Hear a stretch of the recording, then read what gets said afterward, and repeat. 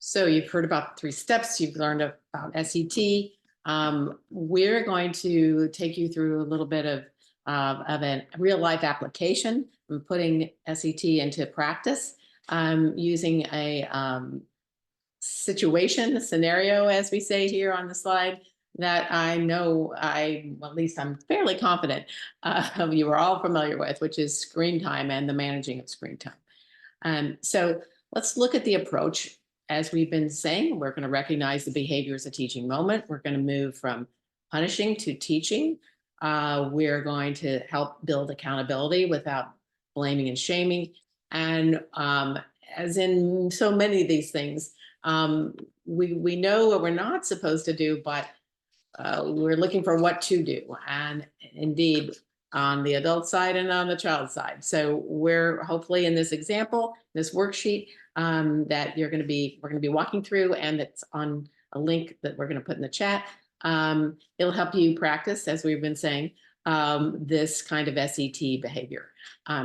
The excitement around this tool and practicing these 3 steps, you may have practiced them in other ways, in other kinds of, or maybe even a normal part of your everyday life. And what we're excited about today in this hour is that that the behaviors that you want to have happen can be encouraged without the stress. Always, our conversation here is to reduce stress so it doesn't become toxic to our brains and our bodies, and also it can build those safe, stable, nurturing relationships.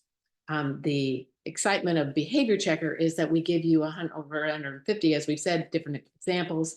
So let's just go to the next slide and walk through a little bit on screen time.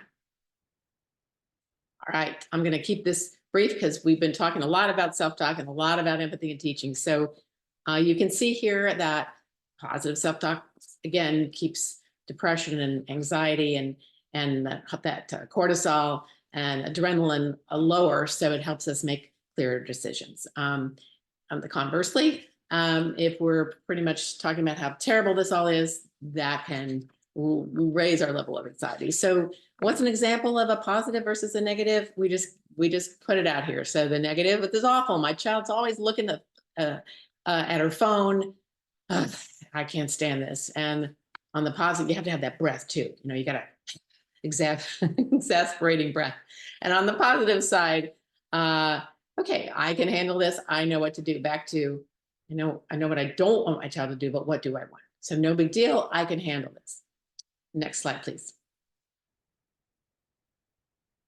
Now we're going to work in the empathy piece that we've been talking again so much about.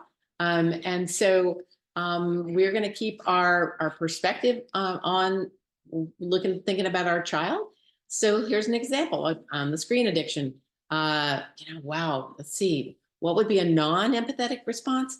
You're on the screen all the time. I'm going to take this away. And again, what if someone said that to you? Put yourself in your child's shoes. Is that the teachable moment that you want? Is that teaching your child anything? No, it actually is just, as Jerry said, teaching the child to go underground and use the phone without your seeing it.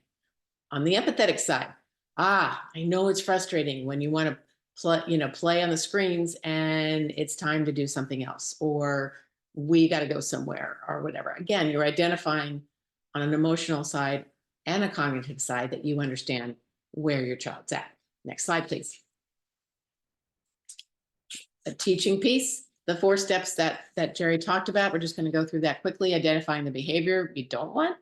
You don't want so much screen time, but you do want to be able to, let's just say specifically, back to Jerry's point about being specific, let's just say we want to take the phones away when you're eating at the table or wherever you guys are having a meal or some sort of treat or some sort of snack. So that's the goal. Demonstrate how you want to do it. All right, well, what are you going to do with the phone? If you're not going to be doing it, having it on you, well, maybe we create that. You may be already doing this, the phone basket, or we figure out where we're going to put the phones. The third piece, again, doing the behavior worthwhile. So, when the grandma's rule in behavior checker says, when you have, then you may. So when we're all finished with dinner, then well, we can get the phones again and or the screens or whatever it is. Again, figuring out in your situation, in your particular with that particular child that you're with, what makes sense. And there's lots of options for that, of course. And then the final step is acknowledge success, labeled praise. So I'm so glad we were talking about our day today, or we talked about our favorite part of our day. It's so fun to do that. I really love hearing what happened to you. That again builds in all kinds of good, safe, stable, nurturing, acceptance, unconditional love, and the sense that you're there for that child.